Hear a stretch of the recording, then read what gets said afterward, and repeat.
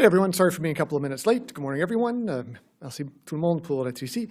Thanks for joining me today for this announcement. So on April 2nd, 2020, the Department of Education and Early Childhood Development released Continuity of Learning Plans. Bonjour tout le monde, merci de vous joindre nous à l'occasion de cette annonce positive et encourageante pour les élèves de notre province. Comme vous le savez, le 2 avril 2020, le ministère de l'Éducation et du Développement de la petite enfance a rendu public dans une optique de continuité des plans d'apprentissage. So at that time, I announced that unless the global situation as it relates to COVID-19 improved drastically, schools in New Brunswick would remain closed for the rest of the 2019-2020 school year, and that the school year would not be extended. So obviously a lot has changed over the last few weeks, and we've seen stretches in here in New Brunswick with no cases, and reduced our active case number down to 0, which is fantastic news and a credit to every single citizen in this province. But the fact remains that we are still living through a global pandemic. This is not over yet. That's why we are still not planning to reopen schools for the 2019-2020 school year. Because from the very beginning, my concern, my department's concern, and the concern of government has been public health and safety. We know this has not been easy for families. We know families have concern about the impact this situation is going to have on their children's education. And I understand and share those concerns. We're committed to helping students in New Brunswick continue their education while school facilities are closed. And part of making that possible is providing students with the tools they need to pursue home learning options. And that's why today I'm pleased to share that the Department of Education and Early Childhood Development has invested $860,000 to purchase technology geared at supporting students as they learn at home. So through this investment, the department has acquired 1,000 iPads with data plans and 500 laptops and 300 MIFI hubs. Je tiens à le redire et à insister sur un point. Nous agissons au mieux de notre capacité avec détermination et dans un esprit de collaboration fructueuse pour aider les élèves de Nouveau-Brunswick à poursuivre leurs apprentissages dans ce contexte de fermeture des écoles publiques. Et l'un des éléments clés pour réaliser ce plan de continuité réside dans la capacité à fournir aux élèves les outils nécessaires qu'ils ont besoin pour profiter des possibilités d'apprentissage à domicile. Vous savez, nous avons à cœur l'éducation des enfants et des jeunes de notre province. Et ça c'est la raison pour laquelle je suis content d'être ici aujourd'hui pour annoncer que le ministère de l'Éducation et de la Développement de la petite enfance investit une somme de 860 000 $ pour faire l'achat d'appareils technologiques visant à soutenir les élèves durant cette période d'apprentissage à domicile. Grâce à cet investissement, le ministère a pu acheter 1000 tablettes iPad comprenant des forfaits de données, 500 ordinateurs portatifs et 300 points d'accès MIFI. This investment will help us to level the playing field and ensure students have more equitable access to home learning options. We know each family has a different home environment, and we know there are families who face technological barriers that do put some students at a disadvantage under this learning model. We understand as well that there is no perfect solution for every situation, but that this is a step in the right direction. Because not only is this technology going to help students in the coming months as we live through this pandemic together, it will help us build a world-class and connected education system for the future. While this pandemic has obviously been incredibly disruptive to all of our everyday lives, it's had even larger impacts on our economy. That's why I'm pleased to share that funding for this initiative is coming from within our regular departmental budget. There are several expenses, for example, maintenance and fuel for school buses, that haven't been incurred while students aren't in school. And so that made it possible for us to spend those funds differently to support student learning. So questions about how we're investing in this initiative are important, but the real question for families is simple: how's this going to work? And here's what you're going to need to know. So guided by our continuity of learning plans, the Anglophone and Francophone education sectors have secured technology that best supports the delivery of their plans. Et bien sûr que cela soulève des questions sur les raisons qui justifient un tel investissement et la manière dont les fonds seront utilisés. Pourtant, la véritable question qui compte vraiment pour les familles est assez simple: comment allons-nous mettre cela en œuvre? Et voici ce qu'il faut savoir au sujet de cette initiative dans l'intérêt des élèves de notre province. Inspiré par la continuité des plans d'apprentissage mis en place, le secteur francophone et anglophone ont réussi à obtenir des outils technologiques, comme j'ai déjà mentionné, qui conviennent le mieux pour soutenir la mise en œuvre efficace de leur plan de continuité. Nous en sommes fiers et je tiens à souligner l'excellent travail et l'engagement du personnel de notre ministère, ainsi que des dirigeants et du personnel des districts scolaires, et évidemment des enseignantes et enseignants. So over the last month or so, the department's been working with school districts and with teachers throughout the province to get a better picture of what their needs are when it comes to technology. Districts have reached out to families. They've conducted surveys to learn what technology is available to each student at home, and this helped guide the department in determining what to purchase and in what quantities. The new devices, along with existing school and district technology resources, will be loaned to students who require these tools to complete their home learning options. The MIFI hubs will be available for students who don't have access to internet at home. Schools will coordinate the distribution of these devices to families in the coming weeks as students pick up their personal belongings, and students are going to be expected to return the loaned devices at a date specified at the pickup time. So along with supporting home learning, these devices are going to help families stay connected to their school community and provide a means to access resources that support mental health and well-being.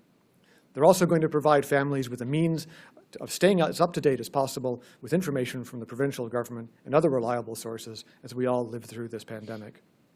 Et ce sont les écoles qui vont s'occuper de coordonner la distribution de ces appareils aux familles au cours des prochains jours. Comme vous le savez, les élèves commencent à aller chercher les objets et articles personnels dans les écoles. Les élèves devront retourner les appareils qui leur sont prêtés à une date qui leur sera indiquée lorsqu'on leur fournira des appareils. En plus de soutenir les activités d'apprentissage à domicile, ces appareils vont grandement aider les familles à rester en contact avec les personnels de leurs écoles et de leur communauté. Sans oublier que cela fournit un moyen d'avoir accès à des ressources qui contribueront à soutenir la santé mentale et le bien-être des jeunes. An enormous amount has changed around the world in the last few weeks. And I want to thank all of those who have been working hard to support students and all of us through this difficult and challenging time. In the Department of Education and Early Childhood Development, I am so proud of the outstanding work that's been done. Educators, thank you for your flexibility, your innovation, and your dedication to your students. And families, thank you for your patience while we figure this out. We are not finished with COVID-19 yet, but we are starting to see our efforts pay off. And as we move forward, I urge you not to be complacent, to continue to follow the directives from public health and other authorities. If we keep working together, we're going to get through this together. Merci beaucoup. Thank you very much. Happy to take any questions.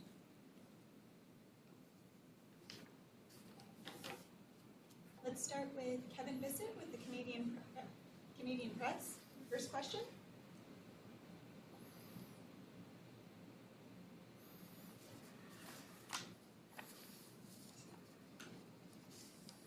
Kevin, are you there? Okay. That was an easy one. François Leblanc, Radio-Canada, votre première question. Oui, M. Cardy, j'aimerais savoir comment vous allez coordonner ce que les gens vont faire avec les tablettes comme l'apprentissage. Est-ce que ça veut dire qu'il va y avoir plus d'éducation, plus de contact avec les enseignants? C'était toujours le plan. On a dit que pour cette année scolaire, on va avoir la continuité de l'apprentissage, mais pour septembre, on a besoin d'être préparé pour une période de temps où on peut avoir les vagues de virus qui peuvent arriver et après ça partir. On a besoin d'avoir un système d'éducation qui est prêt pour répondre aux besoins communautaires. Enfin, pour dire un jour, une semaine, on a besoin d'être à la maison, la prochaine, à l'école. Alors, on va continuer de laisser les responsabilités spécifiques de comment utiliser ces appareils dans les mains de notre équipe exceptionnelle d'éducateurs et éducatrices, enseignants partout dans la province. Et c'est sur eux qu'on va continuer de dépendre. Mais c'est dans le contexte d'un système qui a besoin d'être vraiment flexible, commençant en septembre, pour ouvrir les écoles, fermer les écoles, mais continuer avec l'éducation. L'école recommence en septembre, malgré l'intention du virus, et on va continuer de le battre avec l'éducation, parce que ça, c'est la seule manière qu'on peut aller en avant. Merci. Avez-vous une suivi? Oui, j'aurais suivi. Vous parlez de retour à l'école. Donc, est-ce qu'il y a déjà un processus qui est réfléchi? Est-ce que les jeunes à qui vous donnez les tablettes, puis les iPads, les ordinateurs portatifs, ces jeunes-là vont les garder pour le processus du cheminement scolaire? Comment c'est décidé, ces choses-là? Ça, c'est basé encore sur les besoins. Et c'est exactement ça. Quand on a décidé de fermer les écoles, et de commencer à développer la continuité d'apprentissage, une grande inquiétude est que le fait qu'il y a quelques mille jeunes dans la province qui n'ont pas accès aux technologies, pas accès à un environnement familial qui a une connexion à l'Internet pour les raisons socio-économiques ou géographiques. Et pour ça, c'était clair qu'on avait besoin d'adresser ce problème, en effet. Alors, ceci est une manière de le faire. Et un avantage, malgré toutes les restrictions créées par le virus, on a maintenant un point d'avantage. Une population scolaire pleinement branchée, c'est quelque chose qui va nous donner un énorme avantage quand on retourne au travail, retourne à essayer d'avancer notre province dans le contexte du monde post-pandémie. Merci, ministre. Merci, François. Callum Smith from Global, your first question. Hi, Minister. I'm wondering when these devices and sports will be in the hands of students. We're working at getting them out over the next couple of weeks. Most of them are already, we've got them, so it's just a question of dealing with the distribution. All of that's obviously made more complicated by requirements for safety and social distancing, that the sort of thing that would have taken a short amount of time and a short drive a few weeks ago now takes longer, involves a lot more logistics. I sort of use the example, it's like we're all living in a space station and we have these airlocks where we can sort of safely transmit materials from one person to another. That slows things down a lot. But we're going to get them out in the next couple of weeks, and they'll be available for the kids to use, and they'll be available for them in September when we have an education system that includes an online component as part of the design, not as a last-minute add-on, as it has been by necessity over the last few weeks. Alan, do you have a follow-up question? Yeah, I do. Minister, I know you mentioned that nothing is perfect right now, of course, but how confident are you that these sports will be adequate? My understanding from these meet-free hubs is that it goes off cell towers, so if people are in a rural location, would there not still be internet challenges? There may well be, and we'll do our best to identify those as we go along. What we've done so far is try to respond directly to the needs that have been identified to us by parents, by families, through to the teachers, through the school system. So that was the whole basis for this program, was the needs that we were hearing expressed from the communities across the province. If we still end up with problems at the end of this, we will work to find solutions. That's what we're here for. Thank you, Minister. Thank you, Callum. Michel Carribeau with Radio-Canada. Bonjour, Monsieur le ministre. Il y a 1000 iPads, 500 laptops, ça fait 1500. Il y a, considérons aussi qu'il y a plusieurs familles qui n'ont pas d'Internet. Est-ce que tout ça va être vraiment suffisant? Comment vous avez calculé tout ça? Merci pour la question. Le nombre était identifié basé sur les réponses qu'on a eues des districts, des écoles, des enseignants, enseignantes en consultation, en conversation avec les familles. Alors, si on a besoin d'encore ajouter un autre nombre d'ordinateurs ou connexions à l'Internet, on va absolument regarder ça dans les prochaines semaines. Mais le montant d'ordinateurs qu'on a acheté, c'était basé sur qu'est-ce qu'on a entendu du système. Alors, on va continuer dans la même direction et essayer d'adresser les trous si on voit qu'il y a les trous. Deuxième question. Oui, Monsieur le ministre, j'aimerais savoir, vous avez évoqué le retour en classe en septembre prochain malgré le virus. Comment va se faire le retour en classe? Comment est-ce possible d'avoir un retour en classe? Est-ce qu'on va avoir des classes réduites? Est-ce qu'on va avoir encore des classes virtuelles? Comment vous envisagez le plan de retour en classe? On va avoir les classes virtuelles pour les temps si on a besoin de refermer la province encore, s'il y a une autre vague du virus et on n'a pas le même niveau de réussite qu'on avait avec la première vague. Mais le reste du temps, j'espère qu'on va être dans les écoles parce que c'est un système scolaire basé sur les écoles et aussi la formation. C'est vraiment difficile malgré tous les bénéfices avec l'éducation en ligne. Le contact entre les étudiants et les enseignants, c'est quelque chose de primordial au système. Primordial pour nous comme êtres humains. Alors, c'est absolument quelque chose qu'on va faire tout qu'on peut pour assurer que les élèves sont dans les salles de classe pour le maximum de période de temps possible. Mais toutes les décisions vont être prises en contexte du virus et du santé de nos élèves et d'équipes d'éducation des adultes dans la salle de classe, dans le système scolaire aussi. Mais c'était pour ça qu'on a décidé de ne pas réouvrir malgré le faible nombre de cas qu'on a ici dans la province aujourd'hui, pour décider de ne pas réouvrir avant septembre, parce qu'on a besoin de complètement changer le système pour avoir un système qui peut bouger en ligne, en personne, dans une période de temps assez bref. On espère 1-2 jours maximum pour les changements comme ça. Alors, on veut être confiant qu'en septembre, on peut réouvrir avec un système qui peut livrer une éducation de haute qualité pour tous les élèves partout dans la province. Alors, c'est ça l'intention et la base de nos plans aujourd'hui. Okay, merci, ministre. Merci, Michelle. Laura Brown, CTV, your first question. Hi, Minister. I'm wondering, you had said previously that you believed about 1,000 students or students' families had unreliable internet. Is that still around the number that you're working with? And how long will you pay for the data plan?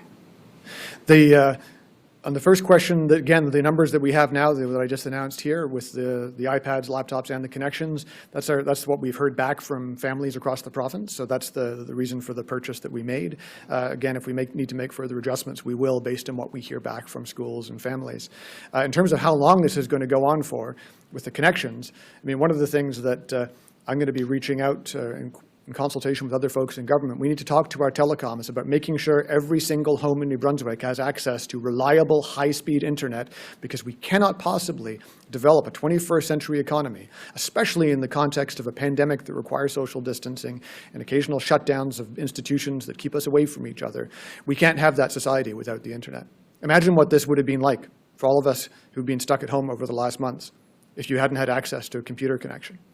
So we are, on the one hand, fortunate that the internet had developed to the point that it did before this pandemic hit us, but we cannot forget those who've been left behind by those changes, and we need to work with our telecommunications companies to ensure that we have equal and universal access across this province. We've led in that field in the past, and there's no reason we can't again, and I think it's time that New Brunswick again reclaims its position as a world leader on the IT sector. Laura, do you have a follow-up question? Yeah, just quickly, if students go back to physical schools in September, will these iPads remain in those families? Yeah, that's the intention, is that they would have material that they could use, because again, we're looking at having to quickly shift from online to offline learning. And so making sure that we have more of our education system based on the use of this technology. Again, that's a development that I think would have happened over the course of a few years regardless. That process has been accelerated by the pandemic. And I didn't quite answer the second half of your first question around how long this is going to last. We need to rely on the telecoms to be able to make sure we have that universal high-speed and reliable internet.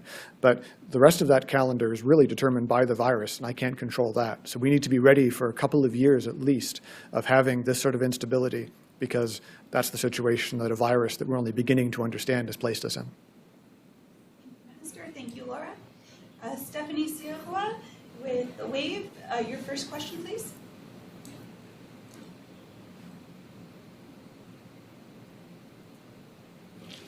Stephanie? Hello, can you hear me? Oh, there you are. Thank you. I was wondering, you mentioned that these numbers of iPads, laptops, and Wi-Fi hubs were arrived at in discussion with families and classmates across the province. Now, what I'm wondering is, are there any students who are not receiving this technology that might still need this technology? Again, at this point, we have responded to the needs that were identified by the system down through the district, schools, principals, teacher level in communication with the families. If we find out that there are gaps, we'll fill the gaps. This is important, and this is going to be the basis of our education system going forward, is making sure we have access to technological tools to be able to complement in-class learning, to be able to deliver a high-quality education to every single student if the system is shut down for whatever reason. So we hope this will put us in good stead, but we will do our best if there are students who are still left behind to identify them, make sure they have access to the tools they need. Okay. Stephanie, your second question? Yes, thank you. Do you foresee any difficulties in getting this technology out to the families? How is that going to be arranged? Is it going to be shipped or dropped off?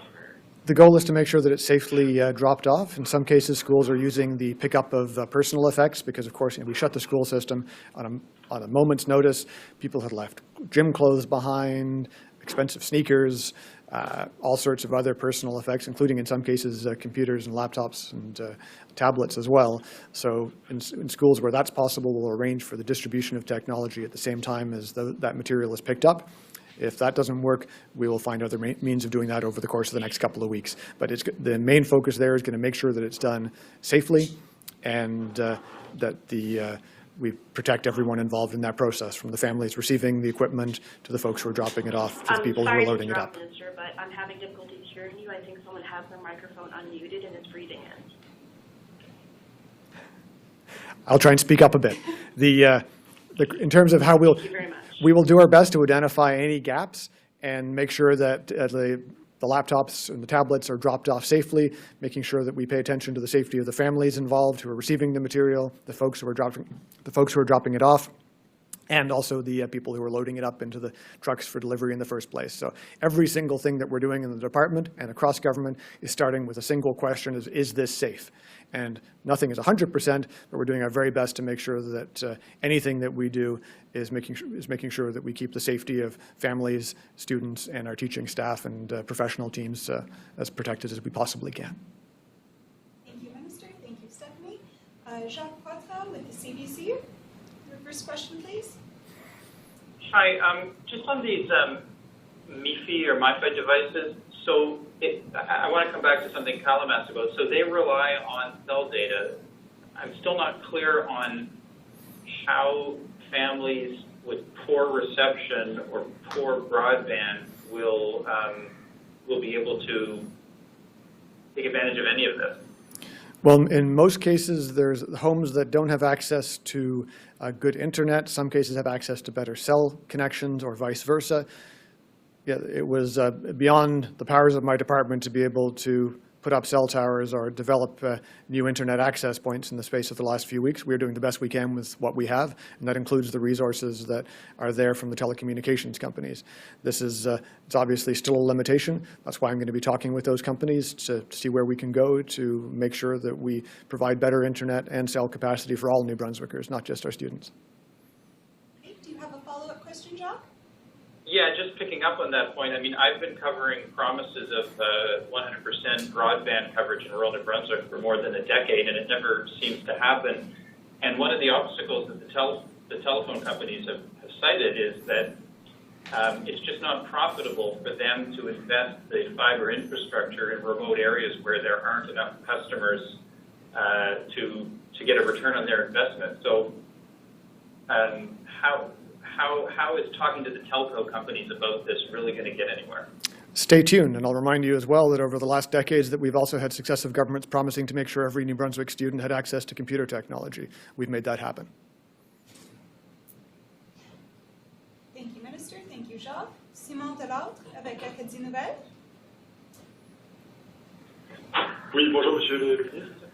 Eh bien, ma question c'était au sujet de finalement savoir si les directives que pour l'instant vous avez données pour l'enseignement à la maison, est-ce qu'elles vont évoluer avant la rentrée de septembre. On sait par exemple que certaines classes offrent des classes virtuelles sur certaines plateformes. Est-ce qu'on pourrait imaginer, maintenant que les familles auront accès à la technologie, étendre ces classes virtuelles à toutes les classes, peut-être le mois de juin, par exemple. Je m'excuse, je m'excuse de l'interrompre. Est-ce que tu peux répéter et parler un peu plus, augmenter le volume un petit peu? Je ne peux pas vraiment t'entendre. Je m'excuse.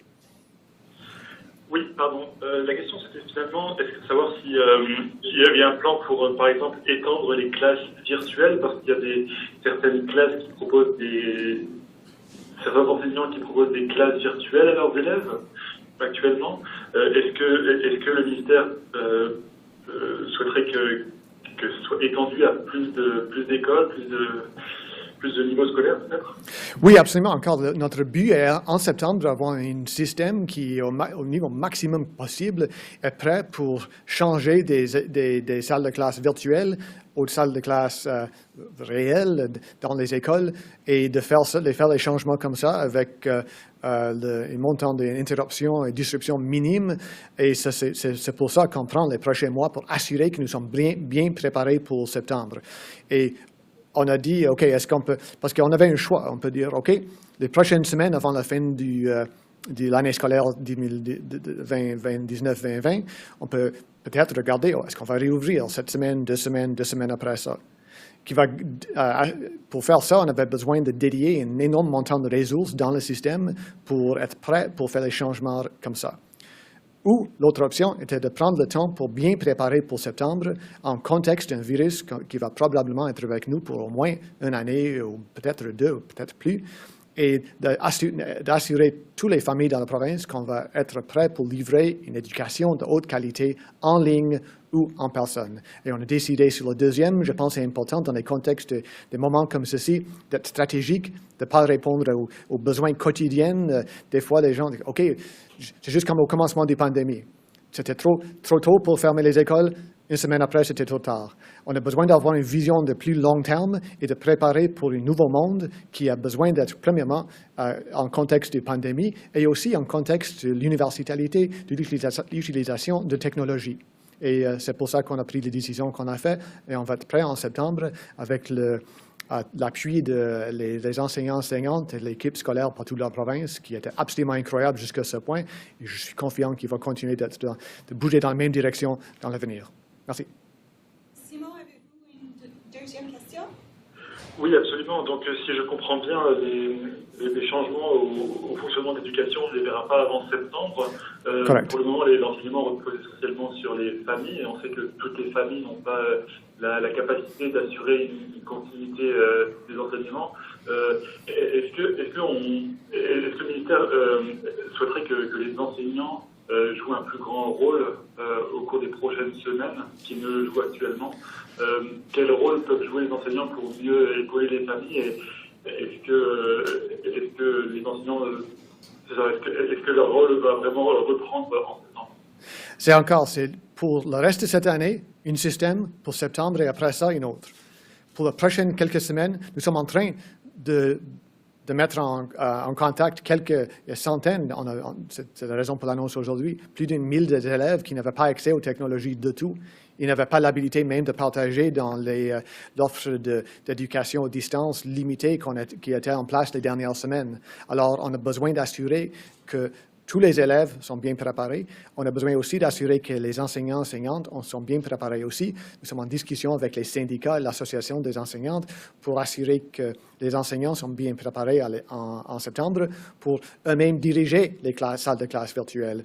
Pour quelques d'entre eux, ils sont exceptionnels déjà, au premier niveau dans le monde, gagnent beaucoup de prix pour l'éducation à distance. Pour les autres, encore un peu d'hésitation sur comment utiliser un iPad. Il n'y a rien de honteux avec ça, mais on a besoin de leur donner l'opportunité pour être formés.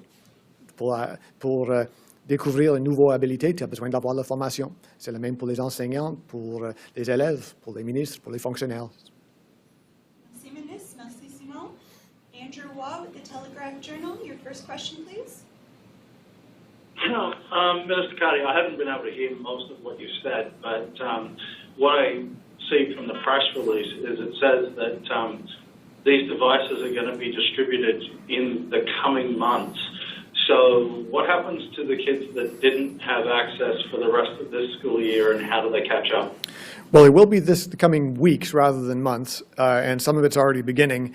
But that's the whole reason, that we are not offering formal schooling this school year. The school year was ended when I made the announcement in early April. So there's a difference between what happens between now and the end of June and what happens starting in September. So it's not a question of catching up because grades are being assessed except for courses based on credit, which is based on the decision between a teacher and a student in some certain cases. But for the rest of the student body, marks in January are the marks for the year. So it's not a question of catching up. I don't want to cause any anxiety with parents whose kids didn't have access to technology or an internet connection to be able to access the materials that had been online. We're looking at a proper education system delivered online starting in September when necessary. As much as possible, we want it to be in schools because that's the best way to learn, but we want to make sure that high-quality offer is there starting in September when school reopens. And Andrew, your second question, please. Yeah, how accurate do you think this survey is? You and I spoke last week, and the worry was about some families not even having a home phone. and potentially slipping through the cracks. How confident are that you've captured everybody in this survey? I can't be. I mean, I'm going to be honest. I'm relying on the information that's feeding up through me from teachers and everyone else. And I know that the teachers are being diligent in making sure they reach out to as many as possible. But one of the difficulties presented by the pandemic is that teachers can't just go over to someone's house and knock on the door and say, hey, do you guys have a computer? Do you need one? So we've got to, as much as possible, use other means to try and reach out to people. Some of that's going to be, I'm sure, in the next couple of weeks, oh, you got a computer? What about this family? Why didn't they get one? That information will spread organically back up through the system, and we'll find places that have needs that we hadn't identified. I have absolutely no doubt that's going to happen. What I can commit to today is that we're going to be ready to listen and to act to make sure that everyone's ready for September. Thank you, Minister. Thank you, Andrew. Vicki Hogarth with Charlotte County TV. Your first question, please. Thank you. Minister Cardy, in your last conference, you said that the silver lining to the pandemic is that it will allow you to collect data on students' needs across the province. I'm wondering what other areas of need that the data has highlighted for you. Well, so far, this is the main area we focused, is just the absence of either internet connectivity or technology to pursue home learning.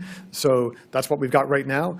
But as we go forward in this, it's one of the things that we're getting is we've had, just to take one example, representations from a number of parents and students saying, in the fall, can I continue doing more of the home learning? Because we have some kids who learn better that way. They learn better working by themselves. We want to make sure that the social aspect of school is preserved. But as we move towards having a system that's genuinely personalized, reflecting the passions of each child and student and figuring out ways to meet those using the education system so that they can build on that for their career and hopefully a happy life, this offers opportunities there. So again, I'm really excited about the fact that coming out of this pandemic, we're going to have a fully connected student body. And I think that's something that all New Brunswickers can be proud of. And do you have a follow-up, Vicki? Just a quick follow-up. I'm wondering if you are planning any donation drives for technology, as there are some households that might have one computer, but it's split between many family members.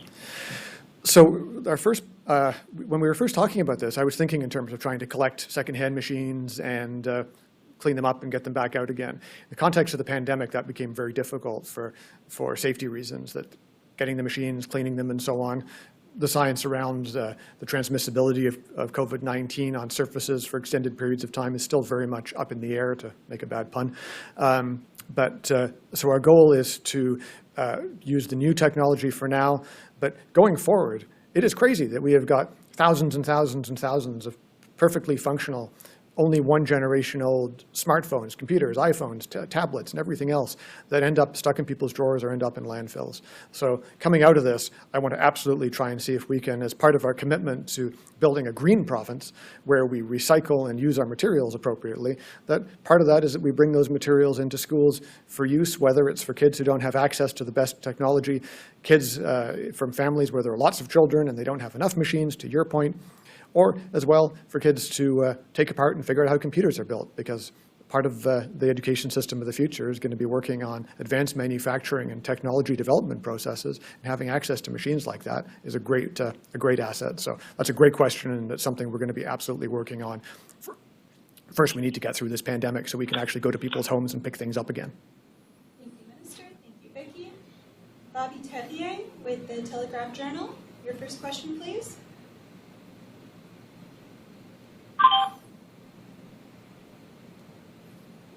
And Harry Forrestal, CBC, your first question, please. Thank you. Minister, forgive me if you've already spoken to this. I joined the event a little late. It's been difficult to hear. But are you fabricating this strategy as you go along, or is there a best practice somewhere else in the world, in some other jurisdiction you're looking to sort of ground your strategy going forward? Thanks for the question. No one's asked me that yet. We're looking at this, absolutely taking inspiration from other countries that have worked to roll out technology usage in the past, because other places have been talking about this for 20 years. We've been talking about it for 20 years. Other places have actually moved ahead and done it. You look at some of the Baltic countries and some others that they've had great success in mainstreaming technology use in classrooms. But this is something where New Brunswick can really be out in front. If we have a fully connected population, we have a small population, but if we're all fully connected, that offers opportunities for us not just to be able to reach across our borders during a time when physical borders are shut, but to reach across some of those frontiers in our own province. We can use the technology to connect Francophone and Anglophone students. We talk about the cultural divide in New Brunswick. Here's a way we can start to address it. So the use of this technology is going to go across so many different fields, and it's again going to, I think, put our students in really good stead to face a very changed world and a very different future than one we could even have imagined a few months ago. So this is a made in New Brunswick plan, but certainly takes inspiration from around the world, because I try not to do anything that isn't evidence-based. And do you have a follow-up, Harry? Yes, please. Just briefly, what about training for the teachers who will be using this technology to help them adapt and be ready? How soon will that take place? How long is that training expected to take? And will everybody be in the right position by the time September rolls around? I'll take your last question first, and that answer is yes. That's the priority for this department, is to make sure that our teaching staff is ready to take on the challenges of online and in-class learning and to flip back and forth. And we're looking at working with the unions and the association on PD days that can be assigned for giving the necessary training. And that's going to be, I think that'll take different forms for different teachers. I don't want to waste the time of teachers who are already winning global prizes for online learning by making them go through the material. We need them to help work with their peers to help their peers reach up to something, probably not the same level, but close to it. So we're going to make sure that those options are flexible and reflect the needs of the teachers. Because we talk about personalization for our students, personalization applies to anyone's learning path, including the teachers and other professionals in the system. So we'll try and do our best to make sure that the professional development is appropriate and targeted to meet the needs of each teacher in the province as we get ready to, as much as possible, meet the needs of each student starting in September. Thank you. Thank you. Minister, thank you, Harry. And I will just circle back to two that we missed earlier. Kevin Bissett with the Canadian Press, are you there? Okay. And Bobby Terrien with the Telegraph Journal. Okay, well, thank you very much, everyone. Thanks, everyone, so much. Stay safe.